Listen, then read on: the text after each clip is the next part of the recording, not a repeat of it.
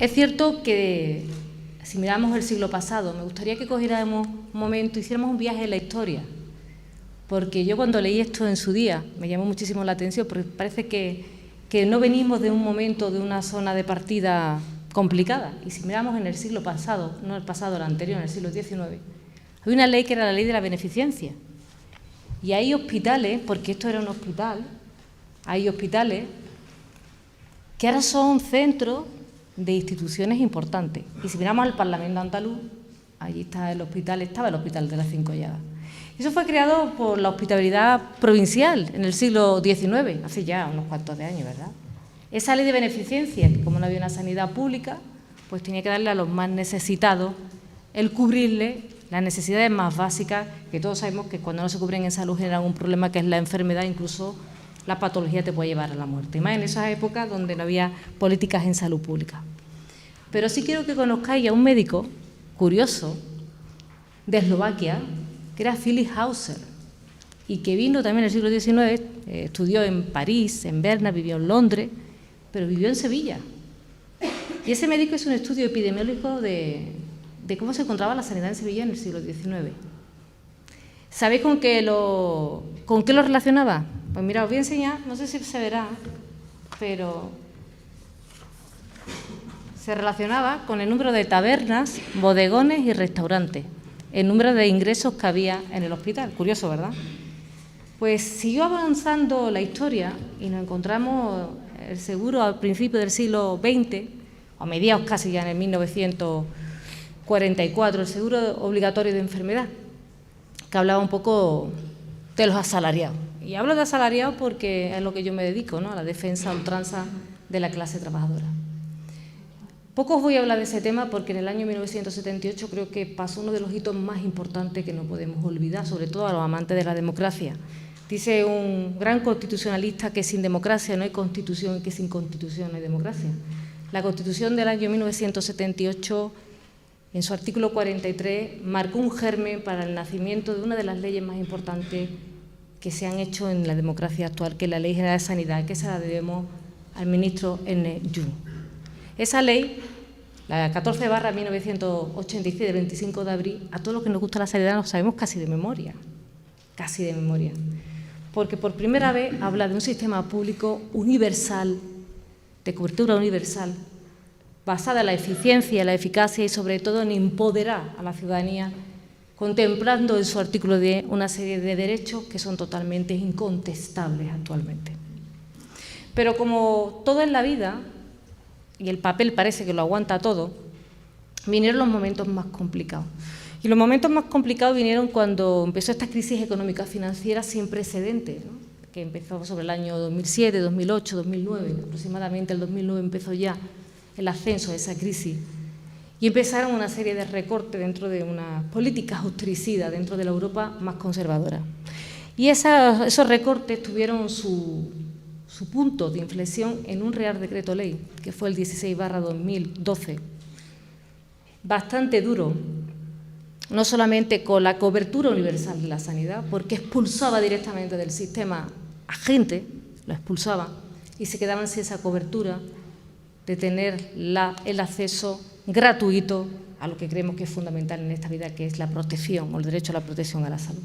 Y también fue de punto de inflexión a la clase trabajadora que nos hemos dedicado, digo no hemos dedicado porque yo tengo el honor de haber estado 20 años siendo guardia en un hospital.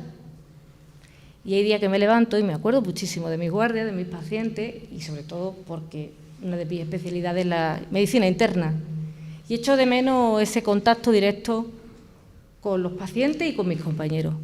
Y sí es verdad, alcalde, los profesionales de la salud hemos soportado esos duros ataques de la crisis con una pérdida de derechos sin precedentes, con jornadas alargadas, con disminución y recortes en los salarios, y sobre todo porque no veíamos ese punto, ese horizonte de partida de decir vamos a recuperar los derechos. Parece ser que ya sí, y eso ha sido una punta de lanza que hemos tenido los sindicatos de clase con el gobierno andaluz, estamos recuperando esos derechos. Lo que sí es cierto es que día sí y día no dicen que estamos saliendo de la crisis. Es decir, dicen esos indicadores macroeconómicos que vamos a crecer por encima de 2,5 puntos el PIB y que la inflación se va a disparar, pero por el aumento del consumo, no porque se encarezcan algunos, yo digo, elementos de primera necesidad. Pero esa recuperación tiene que llegar directamente a los profesionales, y no solamente a los profesionales sanitarios, porque sé que aquí estáis docentes, tengo amigas que son docentes, a Sonia, a Maribel, a Encarna, que está también por aquí. Son docentes y hay también otro Real Decreto, que es el 14/2012, que también ha mermado los derechos y que nosotros decimos alto y claro que ya es la hora de recuperarlo. Entonces, cuando Pepe me preguntó un día que por qué no le escribía una reflexión sobre qué tipo de sanidad queríamos, ¿no? o qué pensamos la UGT, ¿no? Porque yo siempre ya es muy difícil desprenderme de esta gran organización que este año cumplimos 130 años de historia. Y lo digo con pasión, y lo digo con motivación. Queda mucho trabajo por luchar, ¿no? Pues mira, queremos un sistema sanitario público, de cobertura universal, que sus servicios sean provistos por el sistema público y que la sanidad privada solamente sea complementaria hasta donde tiene que llegar y marcaba la Ley General de Sanidad. Queremos que los trabajadores tengan voz, los trabajadores y las trabajadoras, que se cuente con los sindicatos, que sabemos mucho de empleo y de atención y que nos preocupa la ciudadanía, que hay que contar con la ciudadanía en su conjunto y entre todos y todas tenemos que marcarnos como hito que la sanidad vuelva a estar donde esté y que haya pensionistas que porque tengan pensiones que no pueden llegar a final de mes, han tenido que abandonar a veces una gran cantidad de pensionistas por no poder hacer frente al copago farmacéutico esos fármacos. Y eso sí que genera un verdadero problema de sanidad pública. Por lo tanto, ese es el tipo de sanidad que queremos. Eficaz, eficiente, y una palabra que yo sé que te gusta mucho, que es la cohesión social y territorial. Y todo esto viene de la mano, y no estoy haciendo un meeting, todo esto viene de la mano de que ahora está encima de la mesa el debate de la financiación autonómica. Ahora está encima de la mesa ese debate tan trascendental como que Andalucía, que dentro de poco vamos a celebrar nuestro día, y yo creo que es un día importante de reivindicación, en este año de reivindicaciones, ¿no? Tengo aquí el lazo por el Día de la Mujer, ¿no? Que este 8 de marzo va a ser histórico, estoy convencida, ¿no? Estamos en el momento de reivindicar una financiación justa para los andaluces y para las andaluzas. No es de recibo que recibamos en un periodo de 6 años 5.500 millones de euros menos.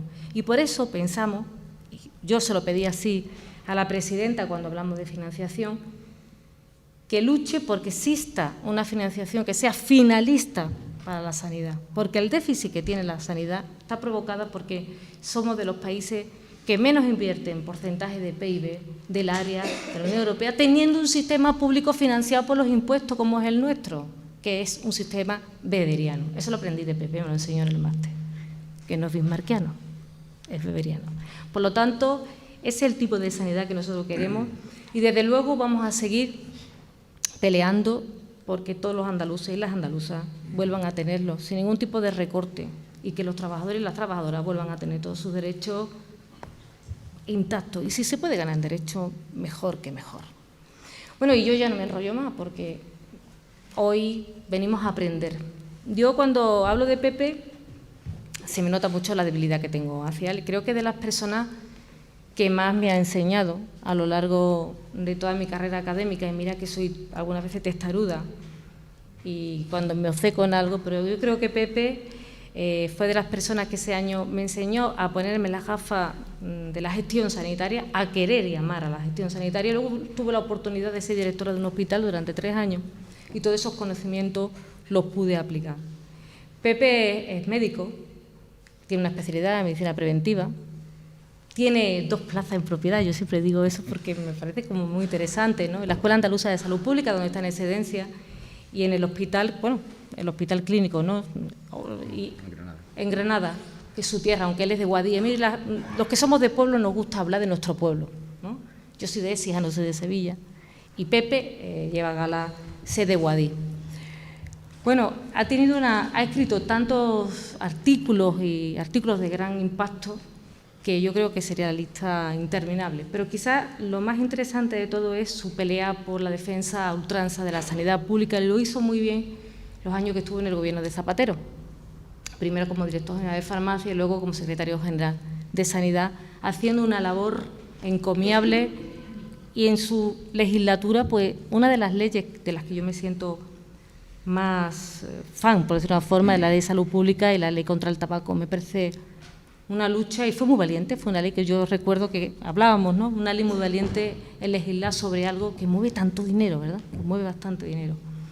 Actualmente Pepe está de senador por el Partido Socialista y sigue trabajando cada día, como digo, en defensa de la sanidad pública. Yo creo que de las personas que más tenía que tener en cuenta los que quieren avanzar en sanidad. Si yo tuviera un cargo de responsabilidad lo suficientemente importante, Pepe, tú estarías en mi equipo. Lo tengo clarísimo, porque siempre hay que rodearse de los mejores, de los que se puedan aprender. Y me voy a permitir que salude a Pilar Gil. Pilar fue alumna junto conmigo, las dos alumnas de Pepe, y ahora tiene un cargo de responsabilidad en el Alto Guadalquivir. Y Pilar se ha hecho no sé cuántos kilómetros de Andújar, Utrera, pero ha venido a escucharnos porque, aparte de la amistad, le mueve el que quiere seguir luchando por la sanidad pública. Muchas gracias, Pilar, de corazón. Bueno, pues nada, muchísimas gracias a todos y a todas. Y yo me callo ya, le damos la palabra aquí a Pepe Martínez Olmo. Muchas gracias.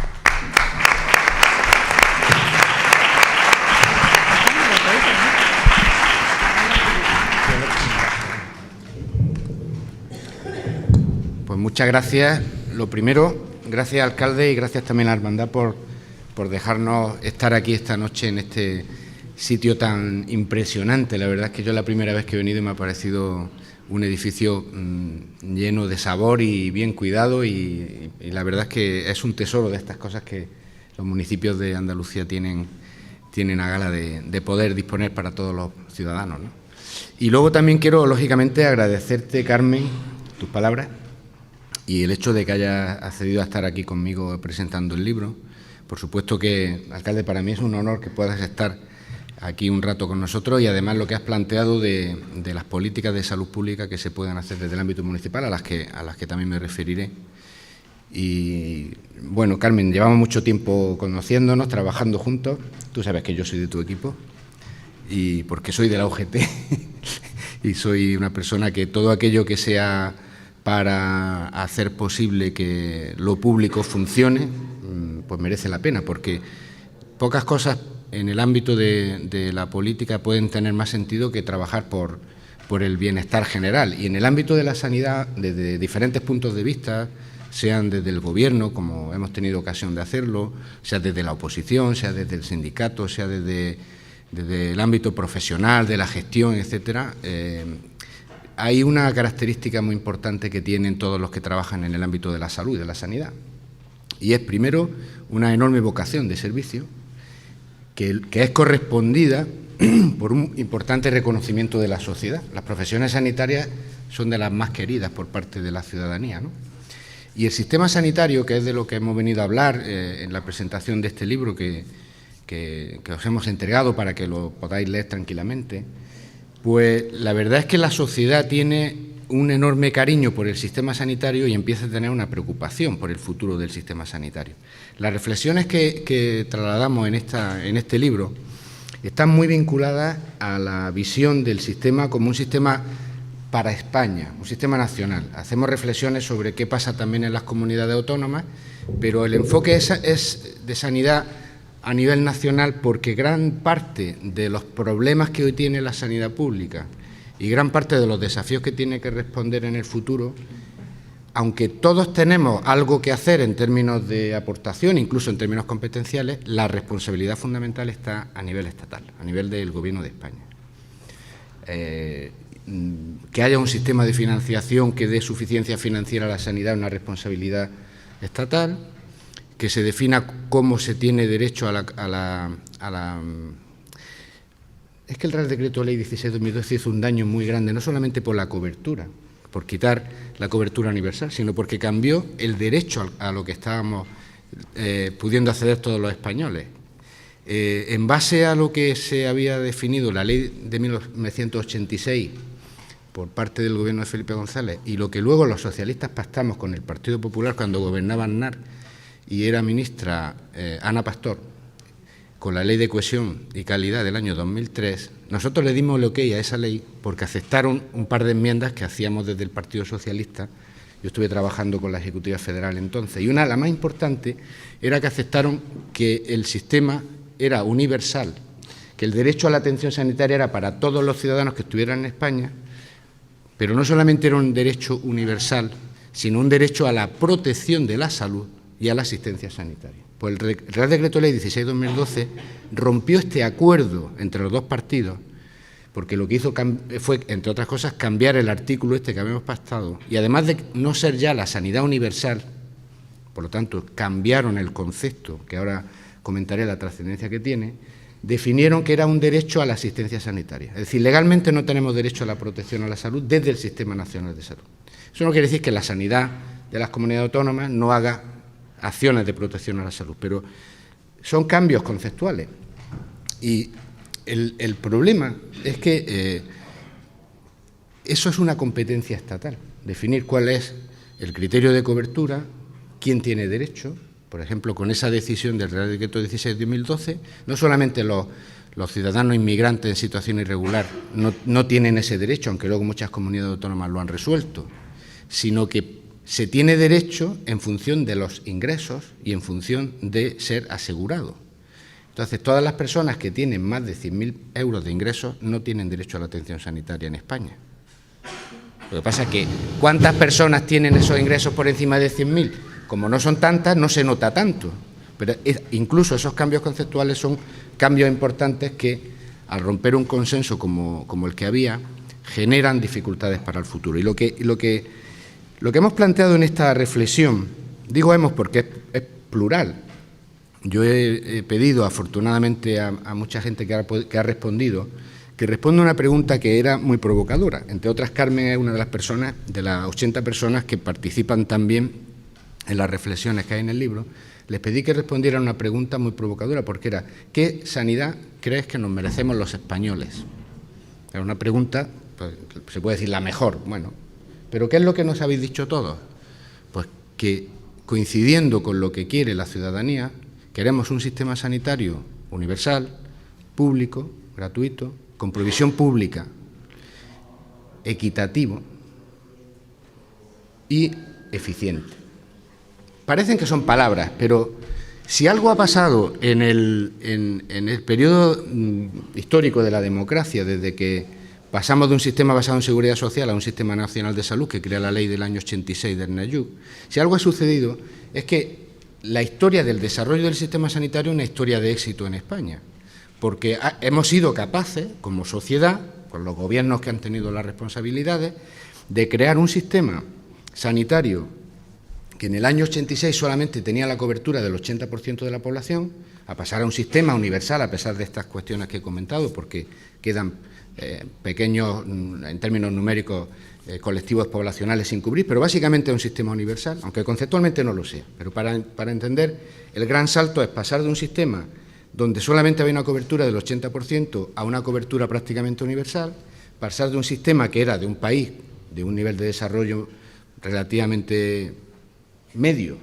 a uno de los mejores sistemas de salud del mundo, porque tiene todas las prestaciones que la medicina es capaz de ofrecer, porque hace acciones de promoción y de protección de la salud, y eso lo hemos hecho con un colectivo importantísimo de profesionales desde la sanidad pública que tienen un enorme reconocimiento en sus ámbitos profesionales, no solamente el reconocimiento de la sociedad que lo tienen, sino que nuestros traumatólogos, nuestros pediatras, nuestras enfermeras, etcétera, en sus ámbitos de representación profesional nacional e internacional tienen una calidad profesional contrastada, y todo eso lo hemos podido hacer con un esfuerzo presupuestario, que es un primer dato que yo quiero dar, que contradice la versión prevalente de que la sanidad no es sostenible, con un esfuerzo presupuestario que para entendernos cuando hablamos de sistemas sanitarios lo medimos desde el punto de vista del esfuerzo en función de la riqueza del país. Cuánto del Producto Interior Bruto, que sería lo que es capaz de producir una sociedad, dedicamos en este caso a sanidad. Nosotros en el año 86 estábamos en el 4% del PIB y hoy estamos en el 6% del PIB. Es verdad que el PIB es mucho mayor hoy porque somos un país más rico que hace 40 años, pero eso no quiere decir que el esfuerzo en términos de sociedad no se nos ha disparado. Y cuando nos comparamos con otros países del ámbito de la Unión Europea hacen un esfuerzo en términos de PIB, 3, incluso 4 puntos mayor que nosotros, no tienen necesariamente un sistema mejor, o si nos comparamos con sistemas como el americano, el sistema de Estados Unidos, que no es exactamente un sistema, pero bueno, lo que gasta la sociedad americana en sanidad viene a ser, en ocasiones han llegado a ser hasta del 15 al 16% del Producto Interior Bruto, y sin embargo no es un sistema mejor que el español, lo cual no quiere decir que no tengan buenos hospitales o buena sanidad. Pero como sistema que da cobertura universal, que ofrece unos derechos, que tiene una orientación de la equidad y que no le genera una carga difícil de soportar a la sociedad, el Sistema Nacional de Salud Español y los sistemas europeos, en ese sentido, son sistemas que han demostrado que se pueden sufragar con el esfuerzo de la sociedad y que pueden dar bienestar y cohesión, como antes ha comentado Carmen, que me gusta señalar, y luego comentaré por qué esto de la cohesión. Pero, aun teniendo un buen sistema sanitario, la crisis económica y sobre todo la gestión, yo creo, se puede afirmar, no me gusta hacer, cuando presento mi libro no quiero hacer en el sentido clásico política de partido, porque yo creo que hay otro escenario para eso, ¿no? Pero es verdad, y ahora comentaré el porqué, que la falta de liderazgo del Gobierno en lo que es su responsabilidad, las competencias que tiene, que son enormemente importantes para el conjunto del sistema, han deteriorado el sistema. Entonces, cuando yo estaba hace más de un año pensando y reflexionando y hablando con mucha gente para traer a este debate a través de la excusa de escribir un libro, hablando con mucha gente decíamos, cuando hablamos y decimos tenemos uno de los mejores sistemas sanitarios del mundo, versión que decimos mucho, sobre todo lo dice el Gobierno, ¿vale? Es verdad. Otros dicen, no, el sistema se está deteriorando, se está privatizando, también es verdad. Luego, entonces, lo que estamos es probablemente... Hombre, la una y la otra son afirmaciones exageradas. No tenemos el mejor sistema sanitario del mundo, ni el sistema se está hundiendo. Pero las dos cosas son ciertas. Luego estamos hablando de dos caras de la misma moneda. Tenemos un buen sistema sanitario que ha resistido razonablemente bien los efectos de la crisis porque ha habido gobiernos regionales que han hecho un esfuerzo especial y porque los profesionales, los trabajadores, fundamentalmente por su compromiso con la sociedad, han podido paliar insuficiencias de recursos o de gestión. Es verdad, por lo tanto, tenemos un buen sistema sanitario, pero se ha deteriorado cuando analizamos, como se tienen que analizar académicamente los sistemas sanitarios, los indicadores que definen los sistemas sanitarios, la cobertura, la equidad, los indicadores de salud, de mortalidad y de morbilidad, todo ese tipo de cuestiones, cuando lo analizamos ha habido un deterioro. Por lo tanto, yo no soy de los que plantean que tenemos el mejor sistema sanitario del mundo, ni que se está hundiendo el sistema sanitario, pero que tenemos un sistema que se está deteriorando es algo real. ¿Por qué? Pues no solamente porque ha habido un recorte presupuestario, sino fundamentalmente porque, como ahora les comentaré y se expresa en el libro, hay factores que están influyendo en la evolución de los sistemas sanitarios, como están influyendo en otros ámbitos del bienestar, del estado de bienestar en los países como España, a los que no se le está poniendo remedio. Y el no ponerle remedio hace que haya reacciones y un cierto deterioro. Y algunos de esos factores que contribuyen a la evolución del sistema sanitario son específicos de nuestra realidad española y otros son similares a los que tienen las sociedades desarrolladas como las que estamos en el ámbito de la Unión Europea. ¿Factores específicos por nuestra parte? Pues nosotros tenemos una financiación insuficiente. Nosotros asumimos la realidad de que los presupuestos de los servicios públicos, cuando las comunidades autónomas aprueban esos presupuestos, asumimos que no son los presupuestos reales, que nos falta dinero para terminar la actividad que sabemos que van a tener, en este caso, los sistemas sanitarios.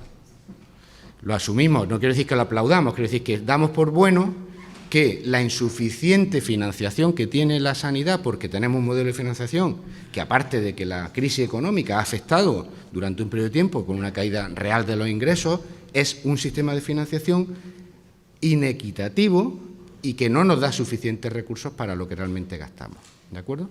Pero, como la crisis económica ha hecho que Europa tenga que reaccionar con políticas neoliberales, pero una de las respuestas que ha dado Europa a la situación que había en el año 2011-2012 en España, en Grecia, en otros países del sur de Europa, incluso en Italia, ha sido, aparte del ajuste presupuestario, el buscar el equilibrio entre ingresos y gastos, el disminuir el déficit público, que eso ha venido para quedarse mucho tiempo, mientras que no haya alternativas reales. Habrá un tiempo que habremos podido llamar a eso recorte y ahora le pueden llamar austeridad, da igual, es no gastar más de lo que se ingresa. La discusión es si se ingresa lo que se debe de ingresar y si es justo o no el reparto del esfuerzo público, pero una de las respuestas que dio Europa fue inundar de millones de euros a la banca con un interés del 0%, con la intención, bueno, en el caso de España, en el año 2012, 400.000 millones de euros fueron puestos por el Banco Central Europeo a disposición de la banca española, con la intención de que los pusiera en circulación con pequeñas y medianas empresas para que la economía circulara. No es momento de discutir y de señalar que parte de ese dinero la banca lo dedicó a comprar deuda pública, que era más rentable que meterlo en el circuito de la economía. Pero lo traigo a colación porque a raíz de eso, un ministro como Montoro, que es inteligente como cualquier otro ministro que pudiera venir, dijo, o sea que la banca tiene dinero al 0%. Como yo he tenido que decirle a las comunidades autónomas y como yo he tenido que decirle a los ayuntamientos que no pueden acudir al mercado de dinero porque si no, no controlo cómo se va yendo el déficit, queda prohibido por ley, uno de los primeros reales decretos leyes que sacó Montoro en sus primeros tiempos, queda prohibido acudir al mercado privado. Entonces yo me voy a inventar el Fondo de Liquidez Autonómica. Y el Fondo de Liquidez Autonómica es préstamo bancario que le dice a la banca, usted me pone aquí, el primer año fueron 30.000 millones, que yo le voy a decir a quien pase por determinado aro que le avalo para que usted le dé el préstamo y a cambio usted tiene que hacer un plan de ajuste para devolver el préstamo, pero sobre todo para situarse en el déficit público que le conviene al Reino de España porque lo ha pactado con la Unión Europea porque le ha interesado a países como Alemania. De tal manera que, independientemente del truco, en mi pueblo diríamos que es el truco del almendruco, muy inteligente, porque ellos plantean que están financiando a las comunidades autónomas cuando no es verdad. El Gobierno no financia a las comunidades autónomas con el FLA, sino que avala como Estado ante la banca que ese préstamo, si no lo devuelven las comunidades autónomas y no lo devuelven los ayuntamientos, lo terminará pagando el Estado o haciendo una quita. Le suena la palabra quita, que aunque no gusta en Europa va la cosa por ahí, pues puede pagarse lo que realmente se gasta. Aunque ellos digan que es que están, o sea, por ejemplo, decir, como están diciendo el Gobierno, en el caso de Cataluña, que lo vienen diciendo hace mucho tiempo, que si no fuera por el Gobierno los servicios públicos de Cataluña no estarían funcionando, es echar gasolina a un fuego nacionalista, porque como se sabe que no es verdad que el Gobierno financie, sino que avala, pues genera un malestar importante. Pero esto lo cuento aquí porque decía, asumimos que el presupuesto de la sanidad española, cuando se suman los presupuestos autonómicos, no es suficiente cuando se aprueba, pero es suficiente cuando pagamos. Nosotros pagamos todo lo que gastamos entre enero de un año y se agota el presupuesto de una comunidad autónoma y luego el FLA viene a pagar. El FLA y otros esfuerzos que hagan las comunidades autónomas lo que no estaba en el presupuesto. Y a pesar de eso, nos pasamos poquito de lo que realmente está en el presupuesto, que es un 5,7 del PIB, al 6,1 del PIB. Realmente cuando se pagan todas las facturas no nos pasamos del 6,1, ahora puede que este año el 6,2 del Producto Interior Bruto. Pero es una paradoja, porque no tenemos el dinero todo el año, lo tenemos como en dos plazos, uno dentro del año que no nos llega a diciembre y otro unos cuantos meses después. Claro, esto nos lleva a una reflexión. La primera, que no lo dice todo el mundo, yo sí lo digo, podemos pagar la sanidad que estamos teniendo. Al contrario de lo que están diciendo otros, que esta sanidad no se puede pagar. La podemos pagar. Llevamos unos cuantos de años, a pesar de la crisis, que con FLA, sin FLA, etcétera, pagamos lo que hacemos. Pero lo más paradójico es que aceptamos que con la insuficiencia presupuestaria que tienen las comunidades autónomas obligadas por el plan de ajuste del Gobierno, la gestión del día a día, cualquiera de los gestores que estáis aquí, sabéis que la tenéis que hacer como si no viniera el FLA. Por lo tanto, las comunidades, los gestores, los jefes de servicio y las unidades tienen que funcionar desde el primer día procurando gastar lo mejor o lo menos posible. Cada uno lo puede ver a su manera. De hecho, empieza a haber mucha discusión en España sobre que cosas que hacen las comunidades autónomas es para gastar poco, para gastar menos, cuando muchas comunidades autónomas y muchos gestores podéis demostrar que lo que estáis diciendo es cosas para gastar bien, para no gastar lo innecesario. Pero en cualquier caso, como la gestión está descentralizada, el primer componente estructural al que me quería referir, que es el de la financiación insuficiente, con esta historia que os he contado del FLA, es el principal condicionante para respuestas de gestión diferentes de una comunidad autónoma a otra, que no tienen mayor problema, pero generan una imagen de diferencia ante los ciudadanos, de diferencias de respuestas. Porque en unas comunidades autónomas se sustituye más que en otras, porque en unas comunidades autónomas se hace más que en otras, porque en unas comunidades autónomas se hace subasta y en otras no, ¿de acuerdo?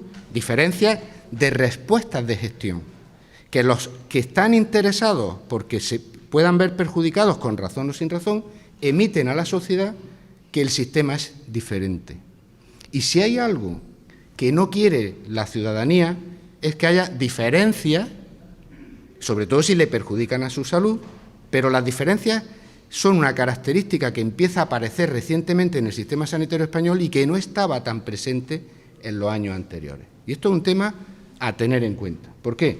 Porque algunas de esas diferencias no tienen mayor trascendencia que el debate político, que por cierto es muy interesante. El ejemplo, una comunidad autónoma como Andalucía planta cara, hace subasta de medicamentos para los productos que no tienen patente, consigue ahorros, como toca intereses, el Gobierno le ayuda a los interesados y modula, influye, genera un debate y aunque a la población le llegue un mensaje interesado de que hay diferencia entre los andaluces y el resto de los ciudadanos porque tienen peor calidad, como eso no es verdad, pues no termina de calar, ¿vale? Pero es un debate muy interesante desde el punto de vista político, desde el punto de vista de gestión, bien. Pero cuando nos encontramos que las comunidades autónomas, por ejemplo, como hay algunas que reciben muchísimos ciudadanos de otras comunidades autónomas, de vacaciones, de fines de semana, etcétera, que cuando van a ese territorio llevan también sus necesidades de atención sanitaria o de medicamentos que nadie les paga, ponen trabas. Y aquí ya los ciudadanos empiezan a encontrar que la crisis les perjudica, porque no entienden fácilmente que una persona que se va 3 semanas de la comunidad A a la comunidad B le pongan inconvenientes para darle sus medicamentos. Por lo tanto, aquí ya empieza a haber, como ejemplo, una sensación mayor de diferencias, que unas pueden no tener trascendencia en la salud, otras sí, y que están en la base, entre otras razones, del por qué desde hace 4 o 5 años, por primera vez, aparece en las encuestas del Centro de Investigaciones Sociológicas que la primera preocupación de la gente, entre las primeras preocupaciones de la gente está la sanidad. Cuando desde el año 80 que empiezan a hacerse los estudios del Centro de Investigaciones Sociológicas y preguntan a los ciudadanos, además de a quién va a votar usted y por qué va a votar usted y cómo valora a los líderes políticos, le preguntan siempre cuál es su primera preocupación, nunca había salido la sanidad entre las primeras preocupaciones. Buena parte de las razones es el debate de un gobierno, de unos gestores o de unos agentes empresariales que están diciendo esto no hay quien lo pague, esto no podemos pagarlo, etcétera, etcétera, y buena parte tiene que ver con que la gente nos movemos y vemos que hay diferencias que en algunos casos percibimos como diferencias que nos perjudican.